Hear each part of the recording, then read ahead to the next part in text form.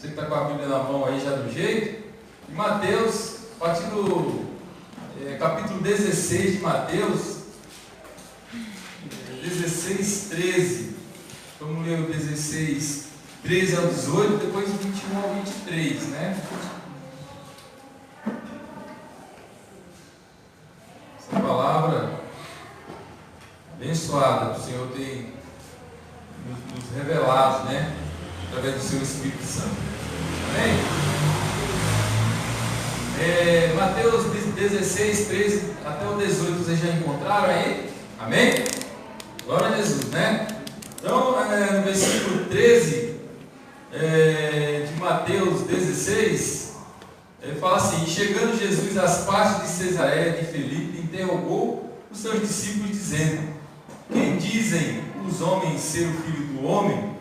E eles disseram: um João Batista, outro Elias, e outro Jeremias, ou um dos profetas.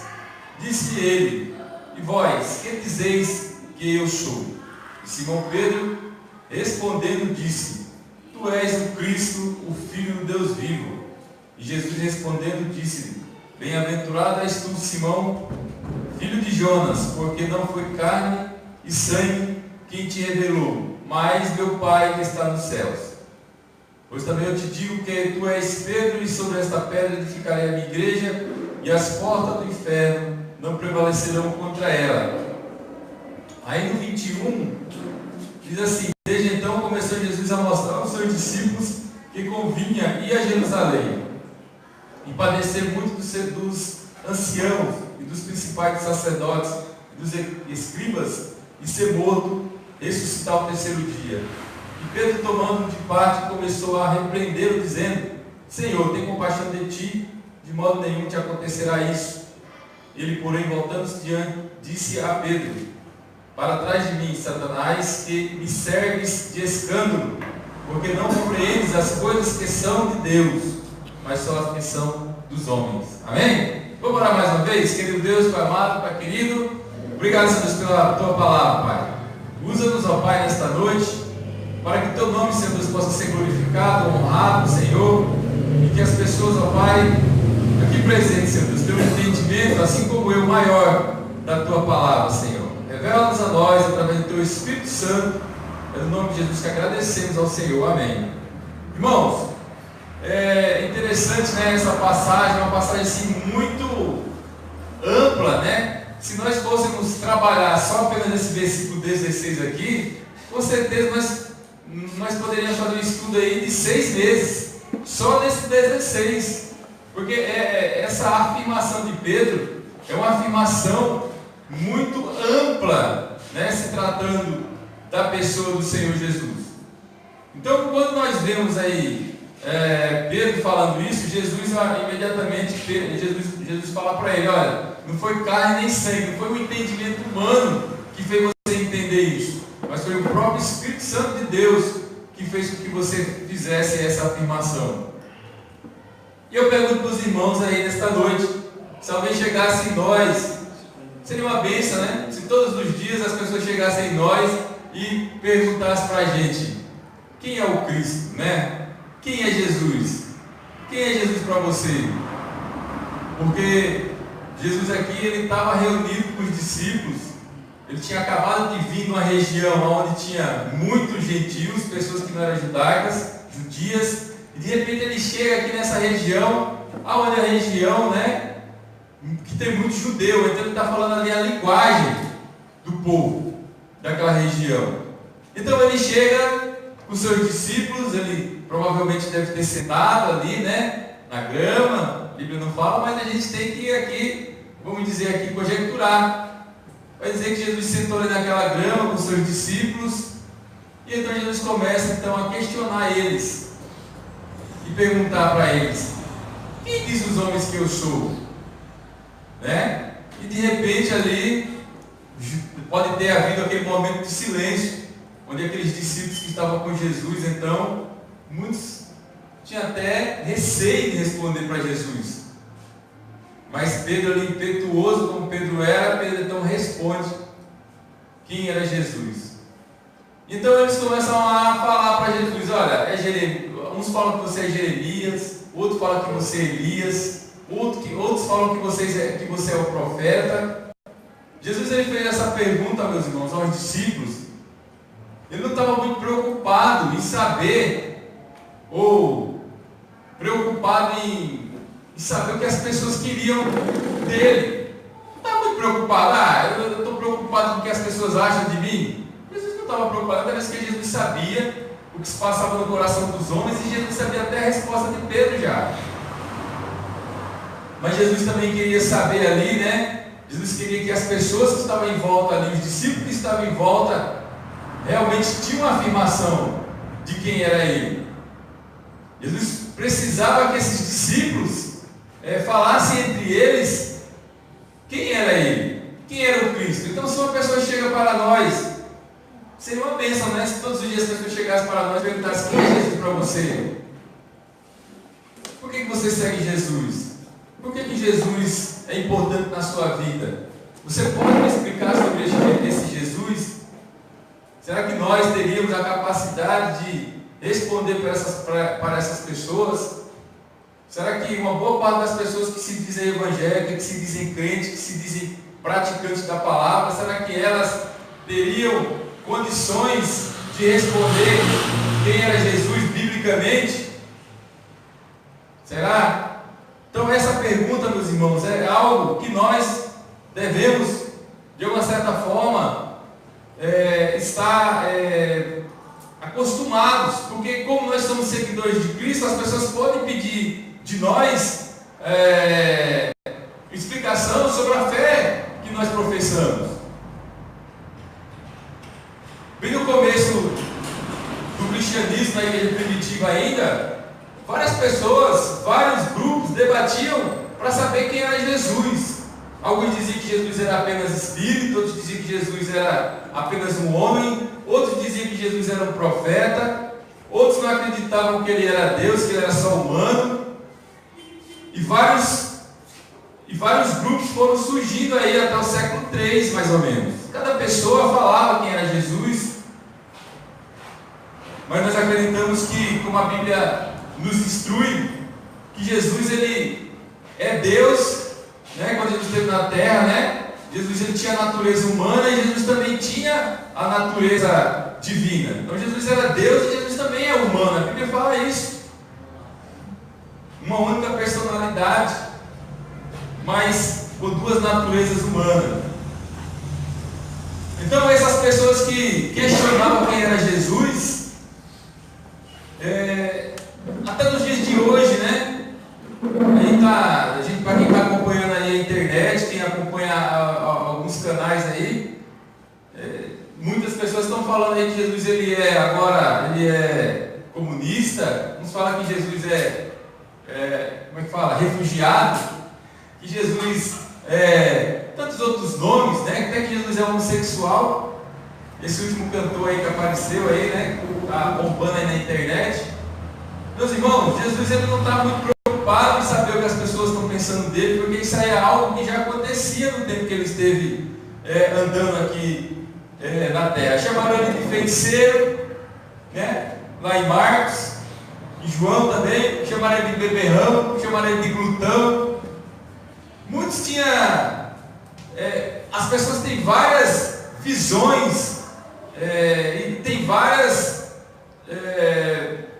vamos dizer, várias visões e várias formas de enxergarem a Jesus. As pessoas podem falar de Jesus o que elas entenderem, o que elas querem, mas mesmo assim nós vemos como o Senhor é tão grande que o próprio Jesus fala que qualquer coisa que os homens falar sobre ele será perdoado. Só que depois embaixo ela acrescenta, né? Mas contra o Espírito Santo não. É o único pecado na Bíblia que não tem perdão, é você pecar contra o Espírito Santo. Então, meus irmãos, isso não é de hoje. Se a gente vê as pessoas agredindo a figura de Cristo, falando coisas que não devem, mas a pergunta que ele continua fazendo a nós e vocês? O que vocês acreditam que eu sou? O que importa, meus irmãos, nós, os seguidores de Cristo. entender e saber o que ele significa para nós. Para isso, meus irmãos, é que Jesus ele elogiou Pedro, porque isso não é carne e não é sangue, não é o entendimento humano que fez ou que faz as pessoas entenderem quem é de fato Jesus, mas a revelação do Espírito Santo é o que faz com que nós percebamos, e é o que faz nós crermos que realmente Jesus ele é o Filho de Deus vivo. Não é carne, não é homem, não é sangue. Essas pessoas, por mais que nós falamos para elas quem é Jesus, muitas vezes as pessoas vão entrar pelo ouvido, sai pelo outro. Se o Espírito Santo de Deus não revelar a essas pessoas quem de fato é Jesus, jamais elas vão crer. É preciso que o Espírito Santo de Deus revele no coração dessas pessoas, assim como revelou no nosso, quem de fato é Jesus. Então nós vemos que Jesus, nós temos um privilégio de conhecer o Senhor. É um privilégio, meus irmãos, nós entendermos e conhecer quem de fato é Jesus para nós. Estava conversando com uma pessoa ontem, e a pessoa falou: olha, como é difícil as pessoas aceitarem o Senhor Jesus como Salvador da vida delas. Se não for revelado isso através do Espírito Santo, essas pessoas de falta alguma vão entender quem é Jesus. Porque a parente da fulana, não sei de quem, estava no leito de morte. A irmã da igreja foi lá, levou a palavra para ela, orou com ela, pediu o entendimento, perguntou se ela queria realmente caminhar com o Senhor naqueles momentos difíceis que ela estava passando naquele leito de morte. Perguntou se ela queria aceitar o Senhor Jesus, e ela não aceitou o Senhor Jesus, ela não quis saber. Simplesmente ela ficou ali, ouviu o que a pessoa tinha para falar, e simplesmente, depois de uma semana, essa pessoa veio a falecer. Então eu falo para você, meus irmãos, se fosse fácil a pessoa aceitar o Senhor Jesus como Salvador da vida dela, qualquer pessoa aceitaria. Se isso for revelado no coração das pessoas pelo Espírito de Deus, isso aí não vai acontecer. Então nós vemos que essa palavra, quando ela é revelada para nós devemos ter, meus irmãos, um temor, um tremor e um agradecimento ao Senhor Jesus, porque Ele revelou isso para nós. Não foi a carne, não foi nem o sangue que chegou em você e falou: olha, quem é Jesus para você? Eu vou seguir essa pessoa, eu vou seguir esse Deus. Eu lembro, meus irmãos, que quando eu era do mundão aí, da paiada, eu simplesmente chegava em casa, eu já falei isso aqui outras vezes, chegava em casa antes de dormir, foi o costume da minha avó, me ensinou a fazer isso. Chegava em casa, eu orava o Pai Nosso, antes de dormir, rezava, o Pai Nosso. Muitas vezes eu chegava bêbado em casa e mesmo aquela minha consciência já tinha se tornado um hábito. Eu falava, orava, o Pai Nosso, dormia, mas não sabia nem o que eu estava falando. Foi anos assim na minha vida, anos. Acho que foi mais de 20 anos. Eu orava o Pai Nosso, dormia, orava o Pai Nosso. Só que até um dia, meus irmãos, o Espírito Santo de Deus me revelou. Eu estava orando ali, aquela oração, rezando, e de repente Deus me deu uma revelação naquela hora. E eu, através daquela palavra que eu estava orando ali, de repente Deus falou assim: como que eu posso estar uma vida, a situação que eu estou? Como que eu posso viver a vida que eu estou orando, algo que eu não estou vivendo? Meus irmãos, eu falo para você, foi meu entendimento humano que me revelou isso? Eu pergunto para vocês, foi o entendimento humano que revela isso para você? Não é, meus irmãos. É o Espírito Santo de Deus que na hora certa Ele abre o entendimento. Amém? Glória a Jesus. Assim foi com você. Às vezes várias pessoas chamam você para vir na igreja, várias pessoas falando de Jesus para você, mas de repente teve um dia que o seu coração estava propício para aquilo, a terra estava boa e de repente o Espírito Santo abriu o seu entendimento e você falou: olha, meu Deus, eu não tinha pensado nisso. De repente o Espírito Santo abre o nosso entendimento, meus irmãos. Então Deus, Ele se revela para nós. E foi assim também com os discípulos. Quando nós lemos a palavra de Deus, meus irmãos, quando nós lemos aqui os evangelhos, que nós vamos ler o evangelho, nós vemos o evangelho, nós vemos que Deus, Jesus, ele se revela aos poucos. Jesus, ele não chega nos discípulos e já fala quem ele é, já fala qual é a missão dele. Jesus simplesmente chamou eles para caminhar junto. Mas ele não chegou e falou: olha, eu sou isso, eu sou aquilo, eu sou isso aqui. Não. Jesus também, quando ele vinha pregar nas aldeias, quando ele começava a pregar nas aldeias, era da mesma forma. Ele nunca chegava. Primeiro ele começou a pregar por parábolas. Sabe por que pregar por parábolas? Porque através da parábola os curiosos já vão embora. Ah, isso aqui me interessa. Não estou entendendo nada. Para que eu vou me interessar por isso? Não é verdade?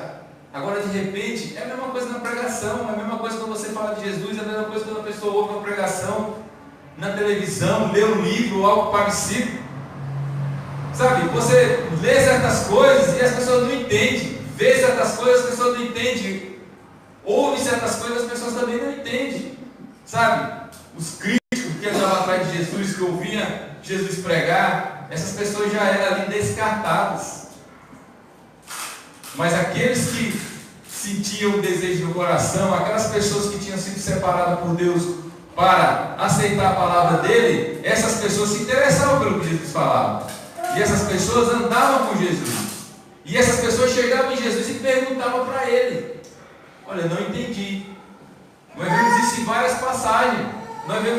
passagens. Aonde as pessoas chegam para Jesus ali, fala que Jesus se retira para determinado lugar e as pessoas vão atrás dele. E de repente Jesus esclarece para aquelas pessoas que procuraram ele. Ele esclarece e ele começa a falar: olha, a vocês eu não vou falar mais através de parábola. E ele começa a explicar a parábola para essas pessoas. Então, meus irmãos, tem pessoas. Nós vemos aqui que Jesus ele vai se revelando às pessoas aos poucos. É assim que o mestre faz, né? Eu sou professor, né? Eu sei como que é. Você não pode chegar para um aluno e já falar tudo para ele.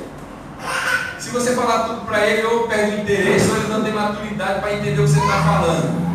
Ele vai falar: isso aqui é muito complicado, não dá certo. Não é verdade? Se você for professor de matemática, então piorou. Se você mostrar um cálculo para ele, escrever uma lousa inteira para fazer um único cálculo, ele vai desanimar. Primeiro começa com o quê? 2 mais 2, 4. Opa, respondi. Estou bom, hein? 4 mais 4, né? 8. Opa, rapaz, está ficando bom, hein?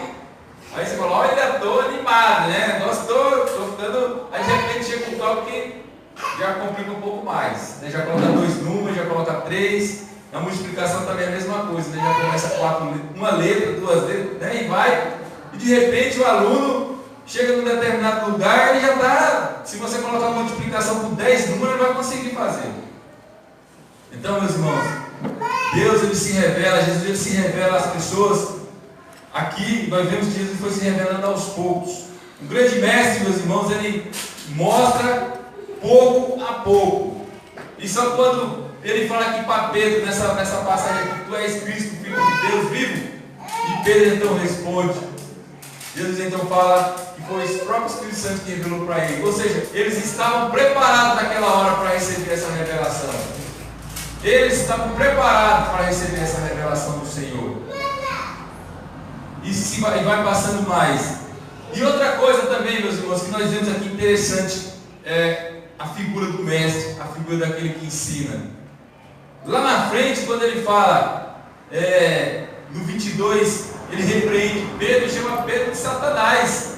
Porque aquilo que Pedro estava falando era algo que ia ao contrário da palavra de Deus. Só que Jesus, como um grande mestre, Jesus ele corrige o aluno e ele então fala a coisa correta, corrige e complementa o ensino. Então nós vemos também que os discípulos, irmãos, aqui eles também tinham desejo de aprender. Então muitas vezes é assim no ensino também. Muitas vezes quando nós somos corrigidos nós não gostamos. Não é verdade? Quando nós corrigimos nossos filhos, quando nós corrigimos nossos discípulos, quando nós corrigimos nossos alunos, muitas vezes eles não gostam de ser corrigidos. Ah, eu já sei. Ah, eu não quero saber. Então, se você está na situação de discípulo, na situação de aluno, você também tem que parar para aprender. Aquele que não senta para aprender, não pode ficar em pé para ensinar. Então você tem que parar e tem que aprender também. Então, esse é um dos princípios do ensinamento. Eu vejo que se você não buscar ter intimidade com o Senhor também não vai se revelar. Tem certas coisas da nossa vida, meus irmãos, que Jesus só vai se revelar se você tiver maturidade para receber. Senão a gente vai ficar a vida inteira como o que Paulo fala sobre carnais, crentes que não param para receber a revelação do Senhor. Tem crente, meus irmãos, tem 40 anos de crente, vai ficar a vida inteira tomando leite com o creme crack. Não passa daquilo. Se você der um leite com Nescau, né, e colocar já um biscoito recheado, vai dar problema de estômago no cara. Porque a pessoa fica a vida inteira só na superfície. Nós vemos uma passagem lá em, se eu não me engano, em Jeremias, agora o Espírito Santo me trouxe a memória, que fala que a água muitas vezes está só sobre o joelho. É preciso que você comece a andar mais. Acho que é Jeremias, ele tem uma visão, né? E ele começa a ver que a água está na canela. De repente ele começa a andar e ele começa a ver que a água está subindo. Ele começa a andar e ele começa a ver que a água está subindo. Então é assim com o Senhor Jesus, meus irmãos. Nós temos que começar com o Senhor Jesus com a água na canela, com a água na pontinha do pé, né? E de repente você começa a caminhar com o Senhor Jesus e a água começa a bater no joelho e você fala: não estou satisfeito, vou andar mais, vou deixar a água chegar na canela, a água chegar na coxa, e você vai, até que você chega num certo momento, meus irmãos, de intimidade com o Senhor, que você está totalmente mergulhado pelo Espírito Santo. É isso que a Bíblia fala, que você está cheio do Espírito Santo, cheio do poder do Espírito Santo, cheio do conhecimento do Senhor. Então muitas vezes nós nos conformamos apenas a andar com o Senhor, com a aguinha ali, bem na unha do pé, no dedo mindinho. Aí começa a subir, não. Meus irmãos, é assim que acontece com a intimidade. Nós só podemos ter intimidade com o Senhor se nós andarmos junto com Ele. Se nós tivermos tempo de oração, tempo de comunhão. Não é assim com a gente também? Relacionamento? Relacionamento é assim. Se você passar um mês comigo, você vai me conhecer um pedaço. Vai ver que eu tenho mais defeito que você.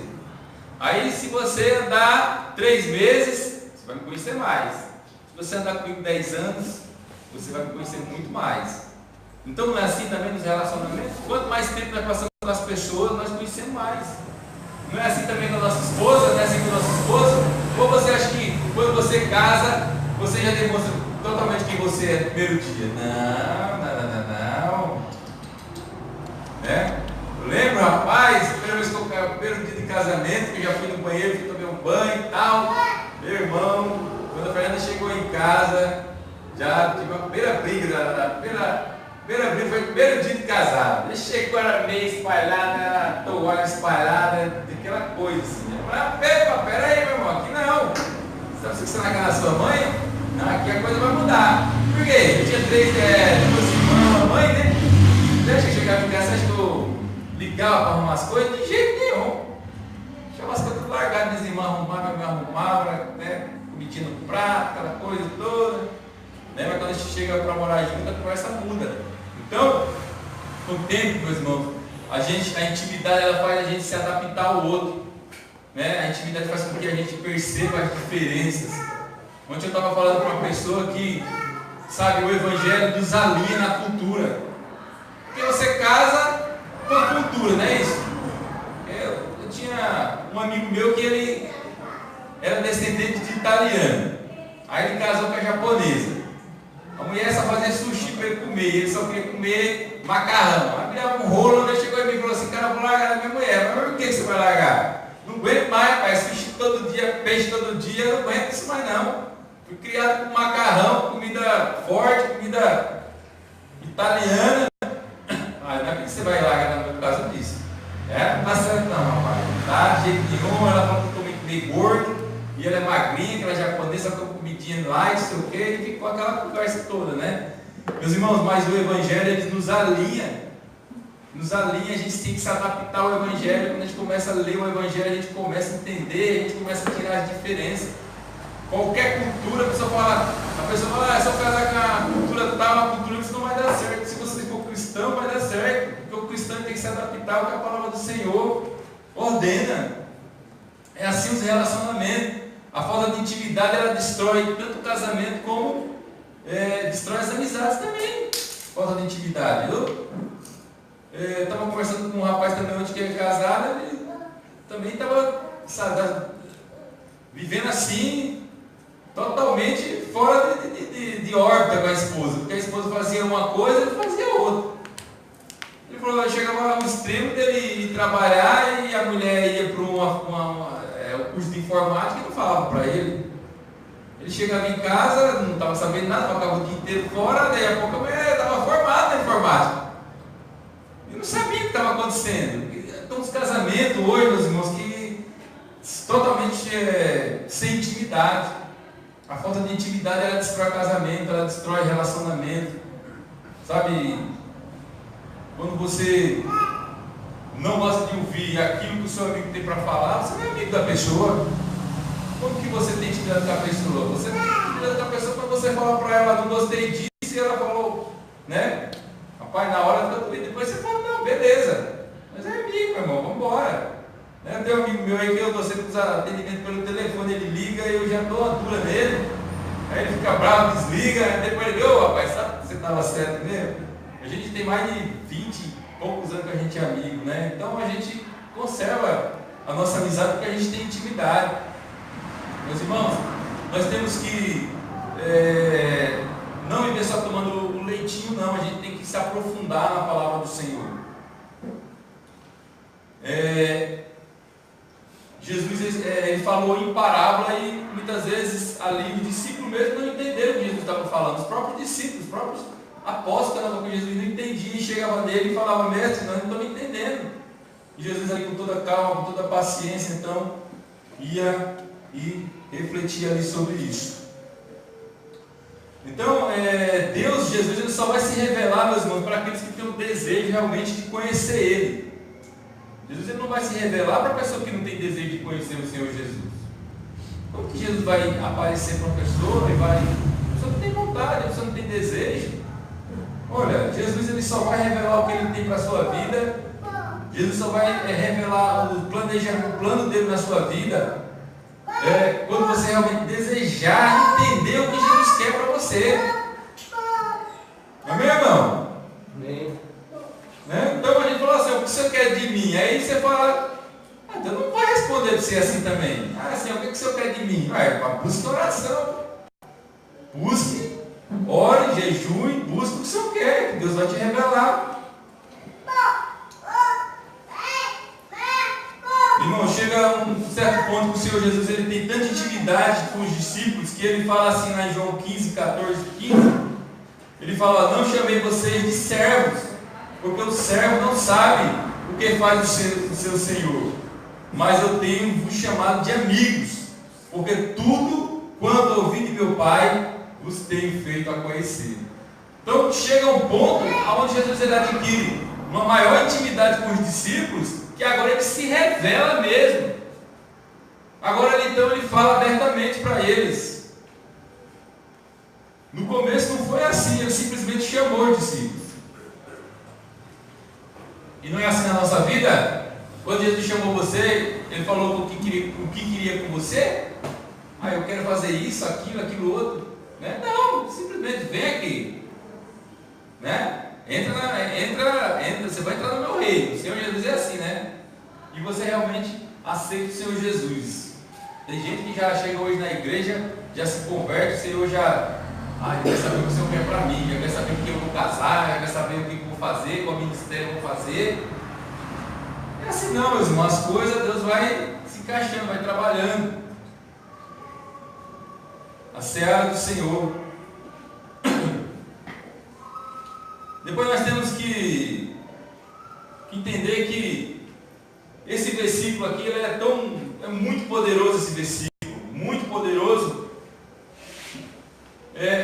Um dos pontos também que aqui a observar aqui e ver claramente, né, é a posição ali o caráter messiânico ali de Cristo, a missão de Cristo. Porque ele fala, tu és o Cristo. Quando essa palavra é muito forte para os judeus, meus irmãos. Porque o Cristo, ele significa também Messias. Cristo e Messias é a mesma coisa. Yeshua e Messias é a mesma coisa. É a palavra hebraica. Cristo é a palavra grega. Mas Yeshua, Messias, essa é uma palavra hebraica. Então quando Pedro fala que tu és o Cristo, Pedro está dizendo para Jesus, olha, eu estou vendo o Messias na minha frente. Aquele que foi profetizado pelos profetas, aquele que foi profetizado por Joel, aquele que foi profetizado por Isaías, aquele que foi profetizado por Jeremias, aquele que foi profetizado por Zacarias, por Malaquias e outros profetas, eu estou vendo você de frente dos meus olhos. Então isso é muito forte, uma revelação muito forte isso aí.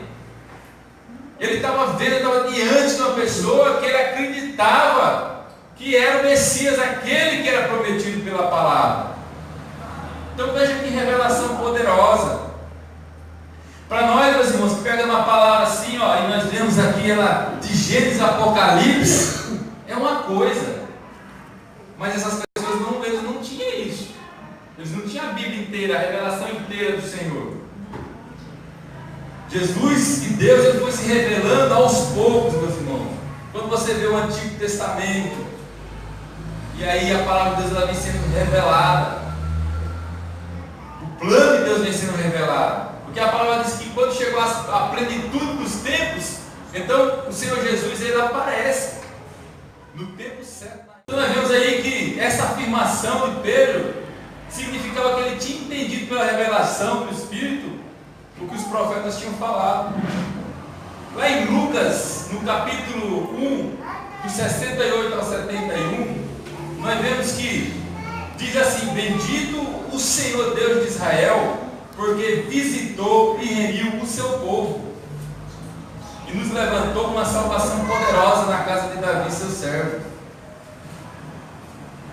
Então nós vemos, meus irmãos, que os judeus, eles olhavam para o Messias, ele olhava essas profecias e acreditava que o Messias ia chegar lá, como Davi, em cima do cavalo, com a espada desembainhada, e agora eles eram então livres do jugo romano. Eles olhavam então e eles acreditavam, então, que o Messias ia chegar, ia dominar aquele povo, ia formar um exército, e aquele exército ia sendo formado pelos judeus, e de repente eles iam acabar com aquele jugo romano, eles iam expulsar os romanos daquela terra, e aí ia ser paz e prosperidade. Eles iam voltar de novo a ter aquele velho, aquela antiga prosperidade que eles tiveram no tempo de Salomão. E eu falo para você, muitas vezes nós também olhamos para Jesus, a volta do Senhor Jesus, e nós começamos assim a querer que Jesus seja apenas aquele que supra a nossa necessidade. Mas eu pergunto para você, nós realmente queremos ter o Jesus que vai ficar conosco? Nós queremos um Jesus para amar? Nós queremos um Jesus, como a palavra do Senhor fala, que nós somos a noiva e Ele é o noivo? Nós queremos amar o Jesus? Nós queremos ficar com Ele? Nós queremos nos envolver com Jesus? Ou nós agimos igual os judeus também? Você encontra o irmão, está passando a tribulação, está com a dificuldade financeira, você encontra o camarada, Maranata, Jesus, oi Jesus, vem logo, né? Maranata, ora vem, Senhor Jesus. Ah, irmão, não aguento mais. Maranata, Maranata, Maranata, Maranata, Maranata. Aí você encontra a pessoa depois, ele está com as contas pagas, arrumou outro emprego, trocou de carro, comprou uma casa boa. Você encontra o irmão, ô irmão, Deus é bom demais, Deus é ótimo. Mas você não vê mais irmão falando Maranata, por quê? Porque agora o problema dele foi solucionado. Então, que Jesus nós servimos? Aquele que supra a nossa necessidade ou aquele que vai ficar conosco dificuldades, em todos os momentos, nos bons, nos difíceis. Então os judeus, eles olhavam para Jesus e lá Isaías fala que ele não tinha beleza nem formosura. Olhava para aquele homem, carpinteiro de Nazaré, e olhava para ele e falava: olha, esse que é o Messias. Meu irmão, só o Espírito Santo de Deus para revelar aquilo, naquele momento, para aqueles homens. E quando fala assim, aqui nessa passagem que ele era o Cristo, aquele que viria, aquele que ia remir o povo, irmão. Quando nós falamos em remir, nós vamos falar assim, resgatar. Remir é você tomar o que é seu. Remir é aquilo que é você ter esse copo aqui, ó, alguém tomar isso aqui de você. E você, não, vou resgatar que isso aqui é meu. Porque naquela época, você tinha uma dívida, você tinha que deixar seus filhos lá para pagar a dívida. De repente você também ia, a sua esposa ia, todo mundo ia. Você não conseguia pagar aquela conta, então eles pegavam seus filhos como escravo. Você servia eles durante 7 anos. Depois, no final de 7 anos, eles libertavam você. E depois, para o final, quando a dívida estava preta, a coisa estava feia, que você não conseguia pagar a conta, era 50 anos, no final de 50 anos, no ano do jubileu, então todas as contas de Israel era como se fosse um SPC, né? Já tem candidato aí falando que vai acabar com o SPC, viu? Tem candidato prometendo, essa eleição está coisa de louco, todo mundo prometendo coisa que só Jesus falou que vai abolir com o SPC. Então, vai arrancar todo mundo, o nome que está no SPC vai sair todo mundo. Então, sabe, o ano do jubileu era assim, 50 anos, todo mundo tinha as dívidas saldadas. Mas quando Jesus fala que ele é o Cristo, aquele que é de vir, que vai remir o seu povo, ele vai pegar o seu povo e vai pegar de volta. E ele só vai pegar de volta esse povo através do seu sacrifício. Foi através do sacrifício de Cristo. Porque nós éramos devedores por causa de Adão. Porque a palavra do Senhor fala que por causa de um homem entrou o pecado, mas também por causa de um homem veio a salvação. Meus irmãos, e outra coisa poderosa, nós já estamos encerrando, porque essa passagem assim é maravilhosa. Se você ler essa passagem, você vai se maravilhar e você vai chegar na sua casa. Se você ler esses versículos, você vai ficar. Depois você pegar a chave bíblica, você vai viajar na escritura, coisa linda. Então nós vemos aí que depois de Cristo ele fala que ele é o Filho de Deus. Uma outra função de Jesus, além dele nos remir, além dele vir, dele resgatar, de ter o sacrifício vicário, dele morrer na cruz por nós, de ter um cordeiro, né? Ele tinha que ficar no lugar do cordeiro. Era um cordeiro, antigamente era um cordeirinho, agora ele era o próprio cordeiro, aquele que não tem pecado. De repente então vem o Filho de Deus agora, e nós podemos também ser chamados Filho de Deus. Um camarada chamado C.S. Lewis, um dos maiores ateus que entrou na face da terra, depois ele se converteu, ele falou que, uma frase, fala: o Filho de Deus se tornou homem para possibilitar que os homens se tornem filhos de Deus. Depois o grande pregador Billy Graham fala que um dos maiores acontecimentos da humanidade não foi o homem ter pisado na lua, mas foi Cristo ter pisado na terra. Porque através de Jesus Cristo nós fomos feitos filhos de Deus. Através do sacrifício de Cristo nós fomos feitos filhos de Deus. Meus irmãos, você sabia que a diferença do cristianismo e das outras religiões é que o próprio Deus veio habitar no meio de nós. Ele foi chamado de Emanuel, que quer dizer Deus conosco. Toda palavra hebraica que você vê com o final El quer dizer Deus, tá? Quando você lê a Bíblia, Ismael, Samuel, Israel, toda essa partícula El é Deus, significa Deus, tá? Então, quando fala Deus conosco, Emanuel, é o Deus que veio habitar no meio do povo. Essas outras religiões que tem aí, essas religiões que nós vemos aí, as maiores religiões do mundo, Deus é totalmente alheio a eles, é totalmente distante. Na religião deles, Deus e o homem não se encontram. É preciso eles fazerem sacrifícios e mais sacrifícios para aplacar a ira do Deus deles. Mas nosso Deus se fez homem e veio então andar junto conosco. Ele se tornou homem. Ele se tornou homem e ele morreu naquela cruz para que nós fôssemos chamados filhos de Deus. Então quando Simão Pedro ele fala que tu és Cristo, Filho de Deus, nós também somos chamados filhos de Deus por causa disso. Outra afirmação nessa passagem aqui que eu vejo, uma afirmação que causa muita confusão para quem não lê a palavra, para quem, né? A questão a gente usa como a primeira vez que Jesus então funda a sua verdadeira igreja. Porque quando Pedro fala aqui no versículo 18, Jesus fala: pois também eu te digo que tu és Pedro, e sobre esta pedra edificarei a minha igreja. Meus irmãos, aqui quando Jesus está falando, olha, é através dessa afirmação, tu és o Cristo, Filho de Deus, que vai ser formado, vai ser fundada a igreja, e não em cima de Pedro. Até mesmo porque aqui na palavra original, Pedro é Petros. Entendeu? É pedra. Então quando Jesus fala assim, tu és Pedro, Jesus está falando assim, ó, tu és Petros. Petros quer dizer uma pedra bem pequenininha, uma pedrinha. Mas sobre essa pedra, ele quer dizer pedra, é uma pedra maior, um rochedo. Nós entendemos que essa afirmação, Jesus está falando, é sobre essa afirmação de que eu sou o Cristo, Filho de Deus, é que vai ser formada, vai ser fundada a minha igreja. Nós, meus irmãos, somos filhos do Deus vivo. Isso significa dizer o quê? Que o nosso Deus, Ele ouve, o nosso Deus anda conosco, o nosso Deus ouve a nossa oração, o nosso Deus estende as mãos para nós, o nosso Deus inclina os ouvidos para ouvir o nosso clamor, o nosso Deus estende as mãos, coisas que os ídolos, meus irmãos, de prata, de ouro, de bronze, ou seja lá que for, ou esses amuletos que estão usando hoje em dia aí, não servem para nada.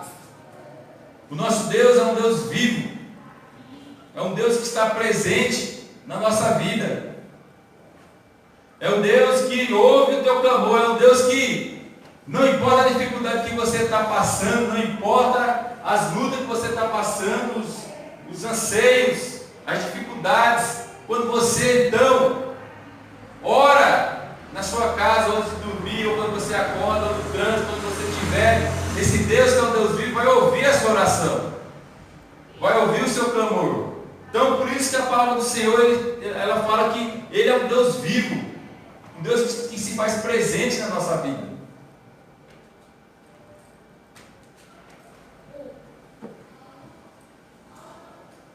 Então Jesus, ele tem que ter aqui, meus irmãos, essa afirmativa na nossa vida. Nós temos que crer que o Senhor Jesus, Ele é o Cristo, que Ele é o Filho de Deus, e que o Deus que nós servimos é o Deus vivo. Porque se nós olhamos para Jesus e achar que Jesus não está ouvindo nossas orações, então Ele é um Deus vivo. Ele é um Deus, então, igual aos outros deuses pagãos, um Deus que não ouve, um Deus que não serve para nada. Não, meus irmãos, nós cremos e nós servimos a um Deus que é um Deus vivo.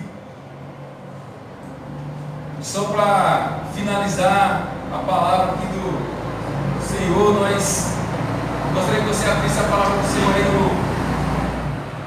no Evangelho de João, no capítulo 17.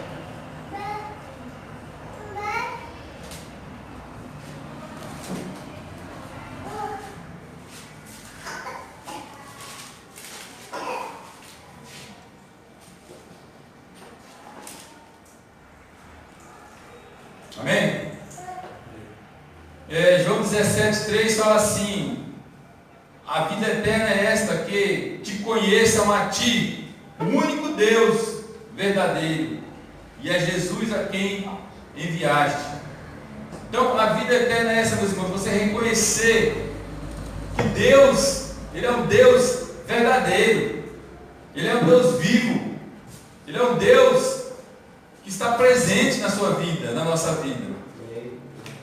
Não é um Deus morto, não. Sabe, quando eu era criança, a minha avó me levava para uma igreja aí, e chegava lá, tinha um negócio de gesso deitado lá, e mandava pegar com a mão ali, beijar aquele negócio, chamado Deus morto.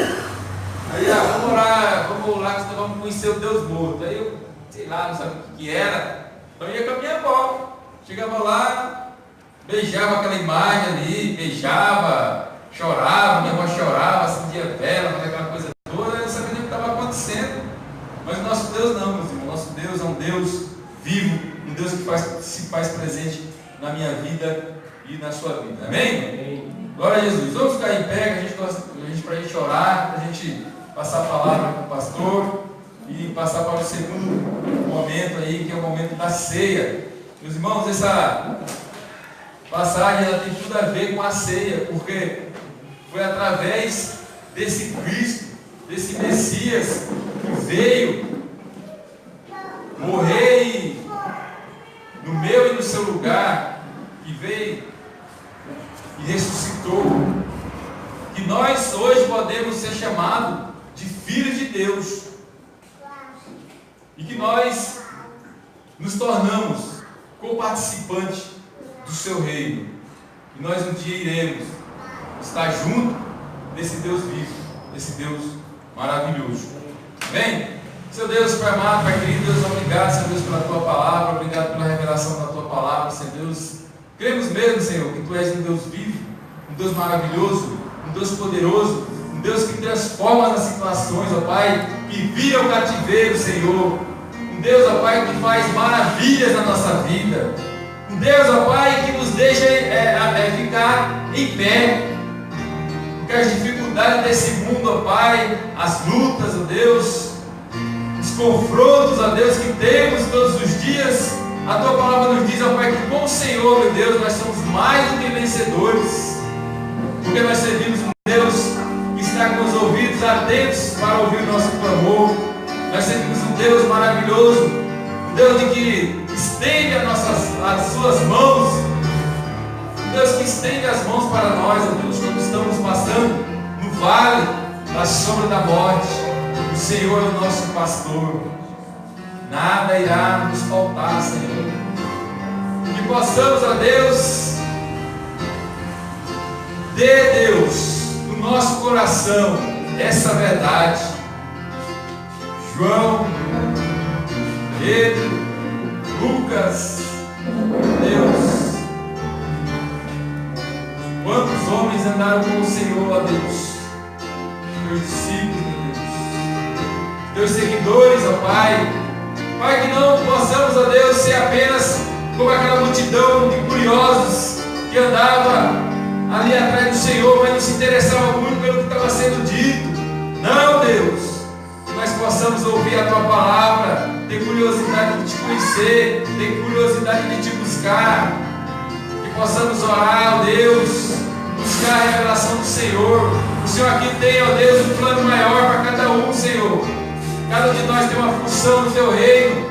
Nos ensina, Deus, através do Teu Espírito, ó Pai, conhecer, ó Deus, os Teus caminhos, ó Deus, aquilo que o Senhor quer para cada um de nós, para que assim, Senhor Deus, o Teu reino possa crescer, ó Deus, para que nós possamos ser como as árvores, ó Pai, que dê fruto, Pai, no Seu tempo, que nós possamos, ó Pai, estar com nossos pés, Senhor, não só nossos pés, ó Pai, mas nosso corpo inteiro, Senhor Deus, mergulhar na água do Espírito Santo, Deus, para que nós possamos ser cheios do Teu Espírito, Pai, cheio da Tua palavra, cheio da Tua sabedoria, cheio do Teu amor, Senhor. Nos faz, ó Pai, vivos, ó Pai, assim como o Senhor é um Deus vivo. Porque o cristão, aquele que anda com o Senhor, é um Deus, é vivo. O cristão é vivo, o cristão é vibrante, o cristão é alegre, o cristão é empolgado pelas Tuas coisas, Senhor. Senhor, que nós possamos ter amor, Senhor, pela Tua obra, amor pelas pessoas, ó Deus. Quando nós olhamos para as pessoas, não temos mais amor por elas, ó Pai, tem alguma coisa errada. Porque a palavra nos diz, ó Pai, que o Senhor amou o mundo, Senhor, e o Senhor se entregou por nós. Então nós também temos que ter amor para as pessoas. Deus, nos ensine, Pai, a se compadecer daqueles que estão à nossa volta, aqueles que não Te conhecem, aqueles que não têm a mesma revelação que nós, de que Tu és o Cristo, o Filho de Deus vivo, Senhor. Oh Jesus, que nós possamos ter essa verdade, Senhor Deus, cravada nos nossos corações, ó Deus. Não deixe, Senhor Deus, o inimigo, não deixe nada desse mundo, Senhor, retirar de nós essa verdade, que Tu és o Cristo, o Filho de Deus vivo, Senhor. Oh Jesus, obrigado pela Tua palavra, Senhor. Glória a Jesus.